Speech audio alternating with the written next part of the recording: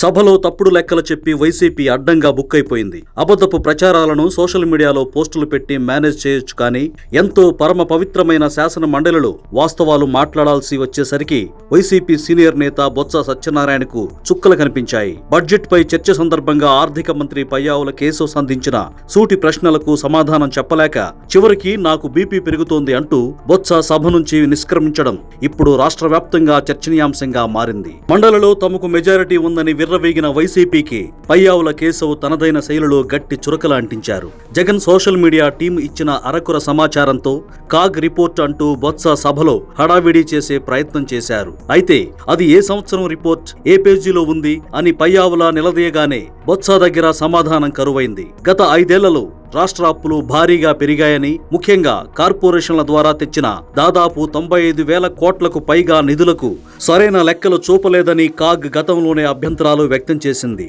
ఈ అప్పుల నిర్వహణలో జరిగిన లోపాలను కప్పిపుచ్చి పాత రిపోర్టులతో సభను తప్పుదోవ పట్టించాలని చూసిన బొత్సకు పయ్యావుల డేటాతో చెక్ పెట్టారు. రైతులకు గిట్టుబాటు ధర కల్పన మరియు వ్యవసాయ రంగంపై ఖర్చుల విషయంలో కూడా వైసీపీ నేతలకు గట్టి ఎదురుదెబ్బ తగిలింది. గత ప్రభుత్వంలో ఎంత ఖర్చు చేశారో చెప్పాలని పయ్యావుల డిమాండ్ చేయగా నా దగ్గర డేటా లేదు, అధికారులు ఇవ్వడం లేదు అని బొత్స చేతులెత్తేయడం అందరినీ ఆశ్చర్యపరిచింది.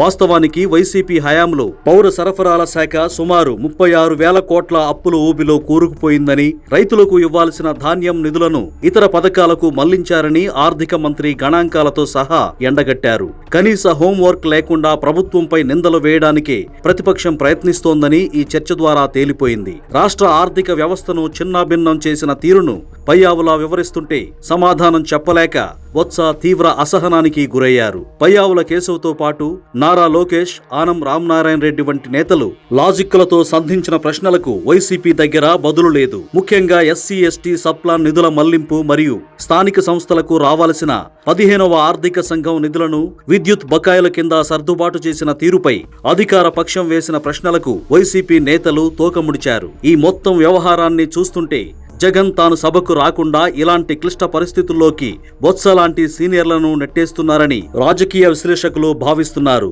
సోషల్ మీడియాలో ఫేక్ ట్వీట్లు చేసినంత ఈజీ కాదు సభలో నిలబడడం. డేటా ఎక్కడ ఉంది, నాకు ఇచ్చేవాళ్లు ఎవరు అని బొత్స ప్రశ్నించడం చూస్తుంటే వైసీపీ వారు కనీసం ప్రిపేర్ అవ్వకుండానే సభకు వస్తున్నారని స్పష్టమవుతోంది. అబద్ధాలతో ఎక్కువ కాలం నిట్టుకు రాలేమని, సభలో నిలబడాలంటే పక్కా ఆధారాలు ఉండాలని ఈ ఉదంతం మరోసారి నిరూపించింది.